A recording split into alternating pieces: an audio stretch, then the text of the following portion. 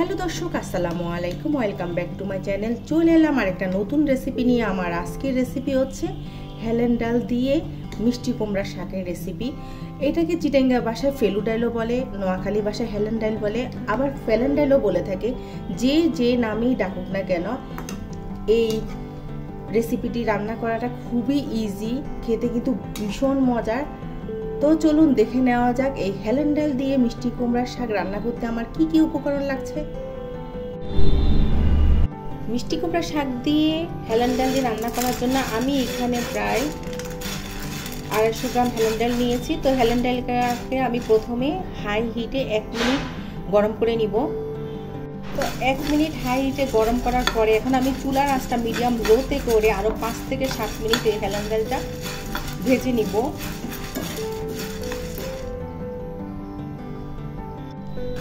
তো 5-7 মিনিট পরে দেখুন যথেষ্ট গরম। দেখুন হেলেন ডালটা আমার রেডি হয়ে গিয়েছে, চামড়াটা উঠে যাচ্ছে। এখন আমি এটাকে প্রথমে ঠান্ডা করে নিব। তো ডালটাকে আমি এখন শিলপাটার মধ্যে রেখেছি, শিলপাটার উল্টো যে অংশটা সেটার মধ্যে রেখেছি। তো আমি এখন শিল দিয়ে আমি ডালটা বেটে নিব। হালকা হাতে শিল দিয়ে যদি আপনারা বেটে নেন তাহলে খোসাগুলো কিন্তু খুব সুন্দরভাবে, দেখেন খুব সুন্দরভাবে খোসাগুলো ছাড়িয়ে নেওয়া যাচ্ছে। তো এইভাবে আমি সবগুলো ডাল রেডি করে নিচ্ছি। তো দেখুন আমার সবগুলো ডাল বাটা হয়ে গিয়েছে। তো আমি সবগুলো ডাল একটা প্লেটে নিয়ে নিয়েছি। এখন চামড়া ছাড়িয়ে নিব। এইভাবে হালকা হাতে ঝেড়ে নিলে কিন্তু দেখুন খুব সুন্দরভাবে খোসাগুলো আলগা হয়ে যাচ্ছে। তো এইভাবে আমি সবগুলো ডাল ক্লিন করে নিচ্ছি। তো দেখুন আমি সবগুলো ডালের খোসাটা ছাড়িয়ে নিচ্ছি। তো একটু হালকা কালো কালো খোসা থাকবে, সমস্যা নেই, এটা পরবর্তীতে ধোয়ার সাথেও চলে যাবে। এখন আমি ডালটাকে আমি ভিজিয়ে রাখবো, তারপর আমি সবজি রান্না করব। তো ডালটার প্রসেসিং শেষ হওয়ার পরে আমি এখানে 2 মিষ্টি পরিমাণ হেলেন ডাল নিয়ে এটাকে একটু পানি দিয়ে ভিজিয়ে রেখে এখন আমি রান্নার প্রসেসে চলে যাচ্ছি। তো চুলায় একটা প্যান বসিয়ে নিয়েছি। তো প্যানের মধ্যে প্রায় আমি 2-3 টেবিল চামচের মতো তেল দিয়ে দিলাম। সাথে পেঁয়াজ কুচি দিয়ে দিচ্ছি, 1 চামচের মতো রসুন বাটা দিয়ে দিচ্ছি, 1/2 চামচের মতো হলুদের গুঁড়ো,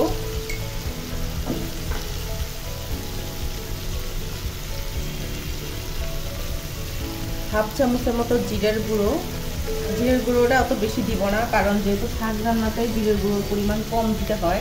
1/2 চামচের মতো মরিচের গুঁড়ো দিয়ে দিলাম, স্বাদ মতো একটু লবণ দিয়ে দিব। তো মশলাটা একটু নেড়ে চেড়ে এখন আমি ডালটা দিয়ে দিচ্ছি।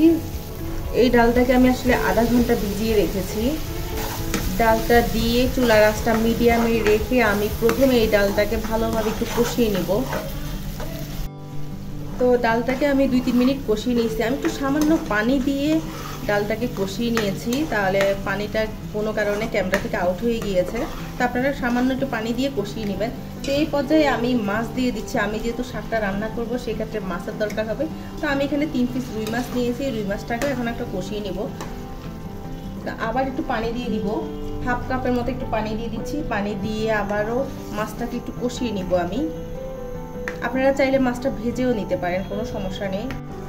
তো দেখুন মাছটা কষানো হয়ে গিয়েছে। আমি এখন মাছটা তুলে একটা বাটিতে রেখে দিচ্ছি।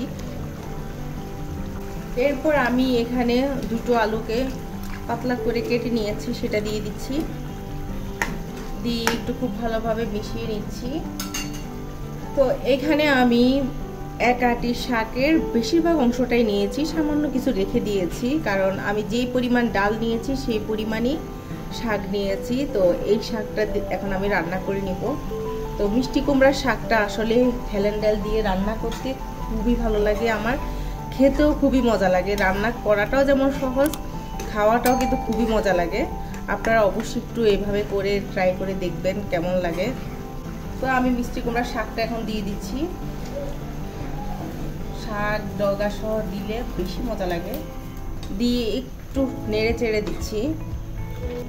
দিয়ে প্রথমে 2 মিনিট একটু শাকটা কষিয়ে নিব। তো এই 2 মিনিট হয়ে গিয়েছে, আমি এখন শাকটা নেড়ে দিচ্ছি।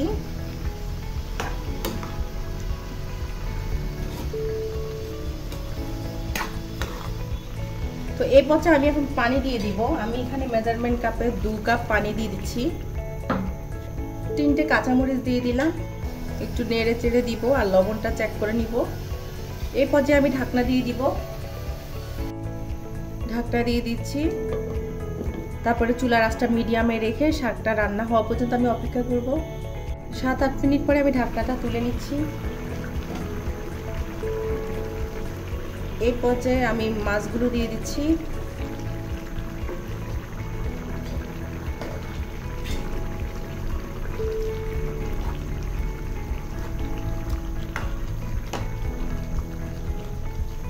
একটু নেড়ে চেড়ে মিশিয়ে দিচ্ছি।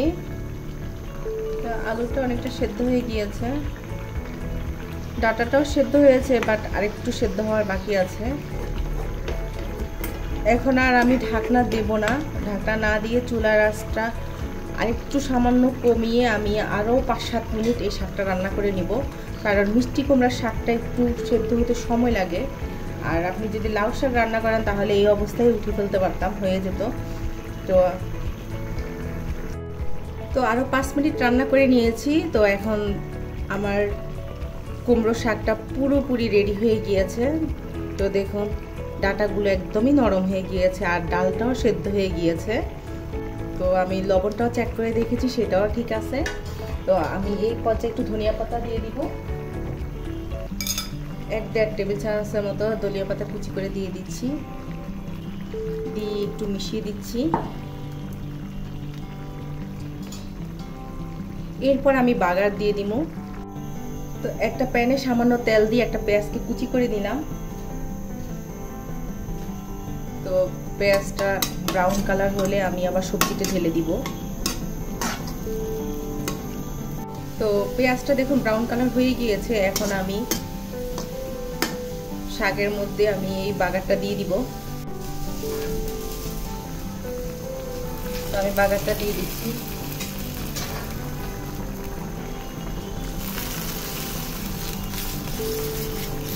বাগারটা দিয়ে একটু মিশিয়ে নিচ্ছি।